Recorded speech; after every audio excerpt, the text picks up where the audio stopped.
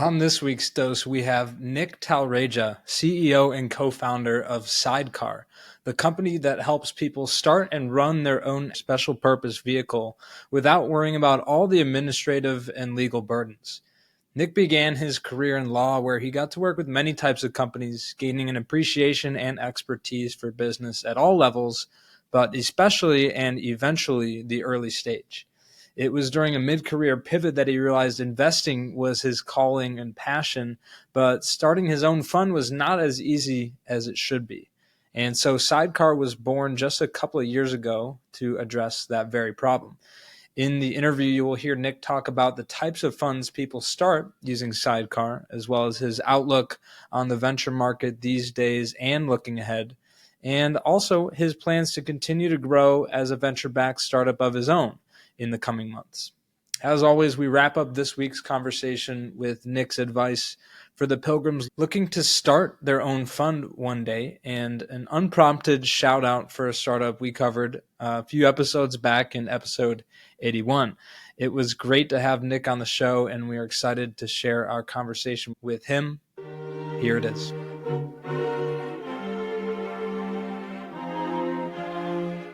You see here, kid? You gotta just go for it.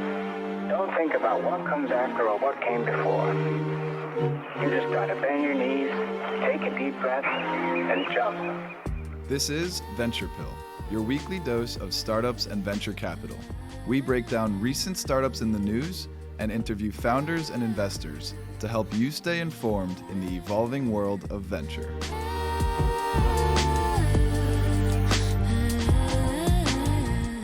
All right, we welcome on Nik Talreja, CEO and co-founder of Sydecar. Welcome to the show, Nik. How's it going? Thank you, Sam. It's great. Good to be here. Yeah, pleasure having you on. We are missing a key person in the equation here. Brandon couldn't make it. He was really looking forward to this one, but figured we wanted to keep it going, and it'll be just you and me today. We're really excited to hear the story, kind of your career background. If you could start there, tell us about your early career and how it sort of led you into the world of venture. We'll go from there.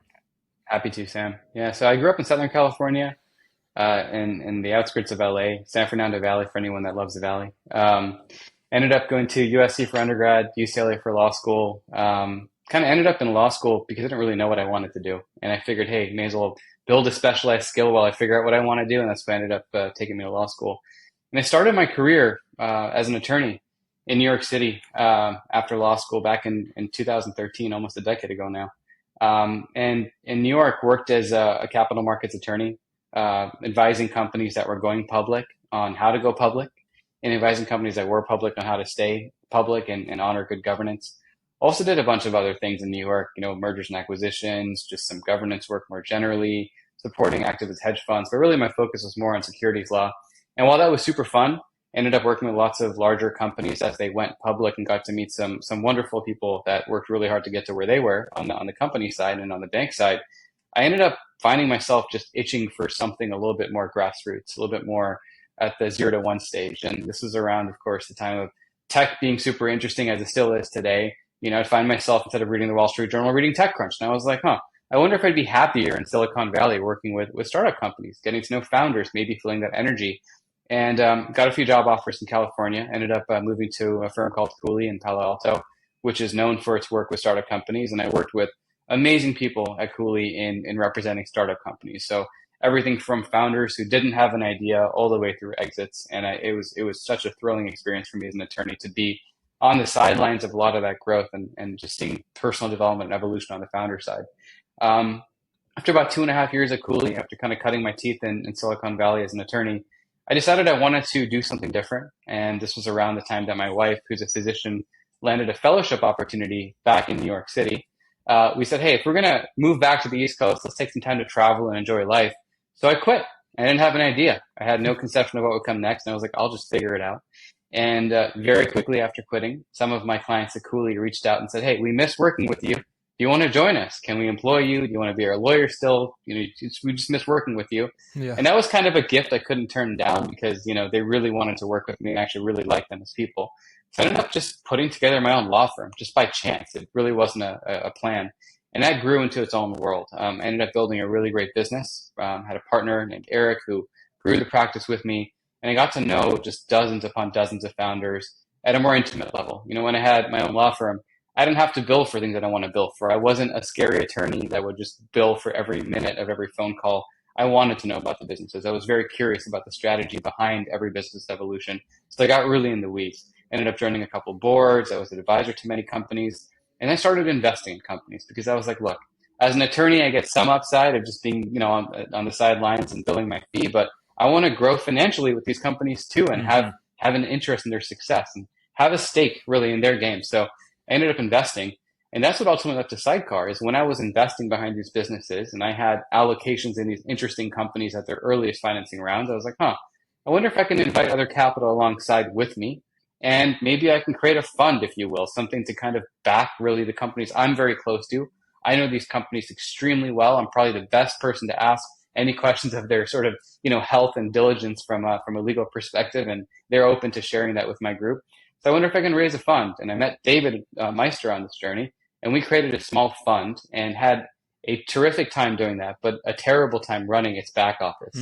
And we realized that, when it comes to running a fund, the stuff you read about in TechCrunch about so-and-so raised $10 million to invest in, sub-Saharan African fintech companies, that seems very interesting, but really the back office complexity is something no one wants to think about. Yeah. It dawned on us that if we felt that pain as attorneys, as people who knew how to put these structures together, it had to be a lot worse for those who didn't. So Sydecar was born really out of this vision of simplifying how capital flows through private markets by streamlining how funds are created and managed. And yeah, just really sort of a linear path if you look back at my path now to see how I got from, where I started post law school to where I am today. But it certainly didn't feel linear. Many points on that journey it felt like very volatile and circular. Yeah. Oh, I'm sure. And so when that dawned on you guys that there was a lot of headache and burden associated with the back office operations of standing up a fund, I assume you looked out there and there wasn't anything like Sydecar, or was there, some other competition that maybe just wasn't doing right? I'm curious about the competitive landscape and maybe how that's evolved as well. Yeah, absolutely. There were companies out there that could have supported us if we were to sacrifice a few things that were important to us, but we weren't willing to sacrifice those things. One company that's no longer in business is called Assure Fund Administration. They were more of a services-oriented business. You'd go to them and say, hey, I have my legal forms. Please help me run my SPVs or run my fund. And they would charge you a fixed fee, either upfront for your SPV or annually for your fund to do that. But it was a very manual business, and that meant time delays to really get questions answered, to see things through, as well as potential issues on accuracy because it was such a manual operation. And then on the other side, I was close to the team at AngelList since we worked together. I knew their leadership. But the downside of working with AngelList for us at that time was we had our relationships. We already had our LPs. We didn't want to take them to a place where they would find people just like us and maybe think we weren't so special as early managers. And if you're an early manager bootstrapping, the last thing you want to do is lose that intimacy with your LPs where they think you bring something special. And when you're working so hard to justify that value for them to invest behind you and trust you wholeheartedly in your investment decisions. So we didn't want to decrease the value of that relationship by seeming like just a number. So we realized that there really wasn't anything else out there that was product driven, especially. And we wanted something that was effortless, relatively inexpensive, fast, and credible. And that didn't exist. Okay, fantastic. And so walk me through like the last several years. What kind of funds have people started? Any notable ones come to mind? Yeah, I brought up Africa as a fund thesis because one of our very first customers is named Hayden Simmons, and he, together with someone named Kian Kassiri, runs a fund called RallyCap, RALICAP, if anyone wants to look it up. And RallyCap started as a community. They started as just a bunch of fintech founders and operators really passionate about investing in emerging markets, and it was through Sydecar that they ended up creating their syndicate and started investing behind these companies. And when Sydecar launched its fund product in beta, they became one of our first fund customers, and they raised a couple funds now using Sydecar to invest in emerging markets. Another customer that comes to mind is Nik Milanovic. Nik Milanovic runs a fund called the FinTech Fund, and he backs fintech entrepreneurs globally.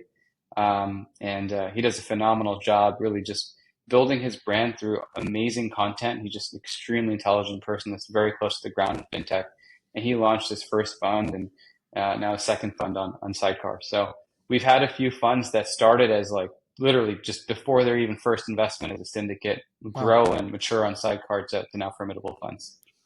That's really cool. Yeah, just to see that evolution. I'm sure a pretty wide variety of types of funds, types of investments that they're making. Yeah, I'm sure you can name plenty more, but was just curious about that. And also wondering how things have evolved in the first several years as we've seen venture markets kind of get to a peak and now Right. fall a bit. How has that been the last couple of years? It's been a ride to say the least. Yeah. You can imagine as a startup like Sidecar that's venture backed that's making commitments to your customers. Volatility is not something that's very friendly when it comes to planning.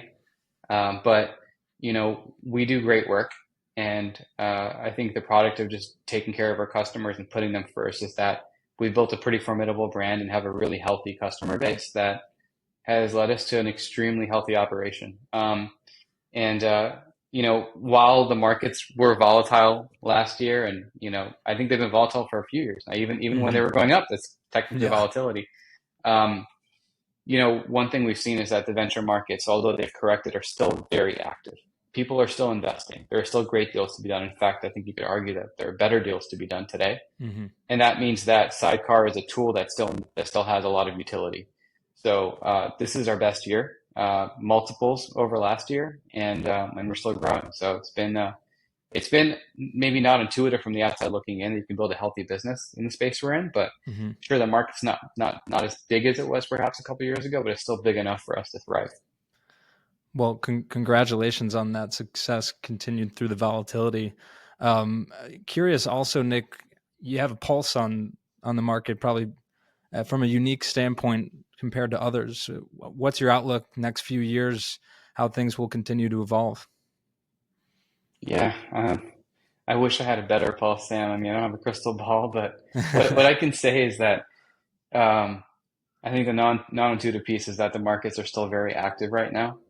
I think the dynamic that shifted in the market is what bidders and sellers are willing to accept as far as valuations on different rounds, and what a investable company looks like from a qualitative standpoint as far as how much traction it has. That certainly has shifted in favor of investors who rightfully should be doing more diligence than maybe the prior years and are doing more diligence this year. I think if we look ahead, I think venture is an extremely important asset class because you're creating the best companies and you're pushing forward on the most innovative concepts that the world needs. And these innovations need to be funded and generally derive greater value for being astronomical in potential. Those things are still going to happen. People are still developing insane technologies. I mean, AI is an example of that. I don't think we fully understand its impact, and maybe some aspects of it are completely overblown today.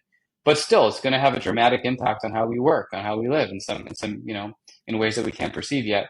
And I think those companies that might shape what AI is, as an example, will change society, have not even been built yet. So, I think venture will continue to be very, very interesting. Will we see that fervor that we saw a couple of years ago? I don't think we'll see that for a few more years. But I think we'll see a very healthy resumption of activity in the venture asset class. I don't think that rising interest rates will shut that down. I think it may make it more difficult for some companies to grow in that environment, but it's going to probably stay where it is as far as activity and then increase from here, I would think, over the next few years. Yeah, it's an interesting time, and as you said, potentially a better time to be investing in the space. Talk to us a little bit more about Sidecar's plans for fundraising in the future. I think you had a seed round in recent months before this. How do things look moving ahead for potentially a Series A coming soon? How are you thinking about that? Yeah, we're very healthy right now from a financial standpoint. We're very well capitalized. So when it comes to rounds coming up, I don't foresee us raising this year for sure. Going into next year, we have some great ideas that we want to explore on expanding Sidecar's impact on the financial markets. So as we think about the utility of our products, like these automated vehicles, beyond just early stage venture, but into mid to late stage venture, private equity more generally, perhaps other asset classes. I think there's Mm-hmm. plenty of wood for us to chop. As people get more fee sensitive and want more transparency in financial markets, I think that the tools we're building are more and more attractive. So we might raise next year. I don't think we need to raise next year, but we might raise next year if we feel like there's some moonshot ideas we're chasing. But until then, I think we're going to just keep doing what we're doing and build a healthy business along the way. Mm-hmm. And so those potential points of expansion are exciting. How do you balance? I think it's a common thing when we've talked to other founders and investors talking about when it's right to expand beyond your core market. How do you think about like how much juice there is left to squeeze, I guess, so to speak, within the current types of funds you're attracting today, and with those expansion opportunities as another option? How will you know when It's a it's the great right question. time? This is a question I think about a lot. And it's because I come from like a school of thought of like mastery being really important, rather than sort of just a jack of all trades rather than a master of none. And I think Mm-hmm. for us at Sidecar, that means efficiency is extremely important, and how we build our products to sustain our customers over the life cycle of the relationship and planning for that up front is really, really important. And mastering that relationship and expectations is really important to us because our business is all about trust and credibility. So Mm-hmm. we're not quick to shift gears. In fact, I think if you look at our trajectory compared to some of our competition that's no longer around because they grew too fast and they took on too Yeah. much and they didn't have great margins. Our story is one of more stable, healthy growth and building product that serves our customers' needs better than our customers expect. And that means that we drill really deep and we build product that automates a lot more than what meets the eye. So we still have a lot more wood to chop in venture if we wanted to stay in venture before thinking of other asset classes. But I think we're able to leap to other asset classes in a less chaotic way than some of our competition because of how applicable what we've already built is to all of these different asset classes. Mm-hmm. Fantastic. Yeah. No, it's something we respect a lot. We, as you said, seen a lot of companies grow too quickly. And I think that's also a product of, the environment that we were in a few years ago, and investors pouring money like it was nobody's business and into whatever they could find. And I think things are changing now, but definitely excited to see where you guys take it. And once that time comes, to raise that next round and take that big step into expanding on, that will be awesome. To wrap up this episode, a bit of a quick one for us, Nik, but we always want to give our pilgrims, the listeners of this show, some advice. A lot of our listeners are young, maybe looking to get into the space, looking to learn, and Yeah. so they come to us. What advice would you have to folks looking to get into venture more broadly? Folks looking to get into venture more broadly, I would say, start small. If you want to be an investor, start small. Focus on a niche where you have an expertise, where you have friends, where you have community, and flex your skill set by trying to see how much deal flow you can get within that community. And before you even offer anything to someone else, really think long and hard about what your motivation is when it comes to investing. Do you want to be a fund manager? Are you comfortable just running a syndicate as a side project alongside whatever else you're doing? What are your intentions? And then build from there. And I would say before even sharing the first deal that you want to have others join you on, make sure that you fully believe in that deal, that you're putting money in it as well, that you're committing to that because there's an important relationship at play between you and anyone backing you, which is a fiduciary duty. You just really want to make sure that you're putting you have a stake in the game, right? With everything that you're sharing with your community. And after you've proven yourself, after the companies you're investing in seem to do well and you have a reliable flywheel for deal flow, I think then your focus should be, hey, how do I build a community of people who want to invest behind me? And what's special about what you bring to that world, the community you're trying to build, that makes you a compelling person for others to follow? And I think that's where it really helps to be someone that's thinking about the world around you, that's putting out helpful content, that's truly being a super connector because you have the right intentions of wanting to make the world a more connected place. You want to help people rather than just think about just doing deals. I think the minute that you might think that venture is just about doing deals, you might not be in it for right intentions. So I think it's Mm-hmm. really about finding that connection between the people around you that you really care about and the passion of investing in things that you think need to be in the world. Absolutely. Yeah, I think that's great advice. And you mentioned sort of staying educated, finding that space. What are some resources that you might recommend to folks within I don't know, maybe it's not industry or sector specific, but just broadly startups and venture capital. Oh Besides man. Venture Pill, of course. Besides venture pill, the best option. It's honestly, this is where like I found myself just curious about things that I'm curious about, right? It's things I Yeah. would chase. Like one of our first investments was a company called No Traffic that installs equipment atop traffic signals and creates like basically a mesh network and then allows a city like planners to see all traffic flow at all the Hmm. major intersections in the city and control traffic flow in a remote environment so that you don't have to just have timers controlling traffic lights, but you can control it based upon traffic flow changing over time or emergency vehicles or what have you, right? Or you can even track incidents and monitor where accidents might happen based upon relative velocities of vehicles and change signals as a result to prevent accidents. It's really interesting technology. And I was super curious about that tech because I was curious about cameras and optics, right? That Hmm. were in vehicles that, had self-driving potential, like LiDAR and cameras and radar and whatnot. So, I think honestly, if you have some passion for something, explore that. There's probably some people using it in ways that you don't know, you haven't figured out yet, that where you have the ability to diligence that and really understand at a level that no one else can. Yeah. We've certainly learned that in the variety of companies. We don't really focus on a certain industry or sector either. And it's just like follow the curiosity, kind of you find other companies within the same space, or you find a firm that invests in that space and you look at their portfolio. That's advice we've heard as well. You mentioned No Traffic. Is that an Israeli company? It is, yeah, it Yeah, is. we covered them. Such a cool technology. That's awesome. You said that was one of your first investments? One of our first, yeah, through the fund 18 Ventures. That was what the inspiration for Sidecar ultimately. So yeah, Oh wow. Okay, I'll have to send you small that world. episode. Yeah. Yeah, I didn't think, I mean, No Traffic is such a good name. I didn't think maybe there was another one, but glad I yeah, asked. it is a good name. Yeah, Nick, well, we're running out of time here. What's the best way for our listeners to connect with you if they're interested in learning more about Sidecar or just following along your journey? Yeah, you can find me on LinkedIn, Nik Talreja, Niktalreja. On X, formerly Twitter, as it's now Hmm. described everywhere, at Nik Talreja, again, at Niktalreja. Perfect. Nick, this was a pleasure, jam packed with information, and love to hear the story there. We'll be sure to put those in the show notes and help share your story. And good luck with Sidecar and moving forward. We'll hope to stay along with the journey. Maybe have you on after the Series A. That sounds great. Thank you, Sam.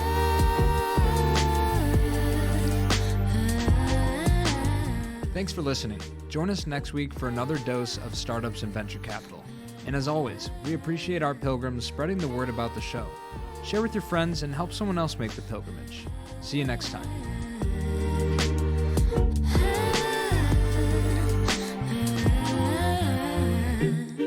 She told me that she only bumps my music when she's lonely.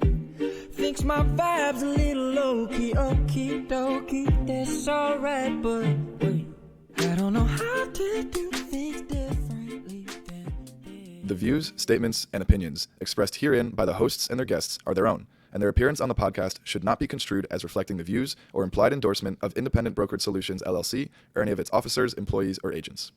The statements made herein should not be considered an investment opinion, advice, or recommendation regarding securities of any company. This podcast is produced solely for informational purposes and is not to be construed as an offer to sell or the solicitation of an offer to buy a security.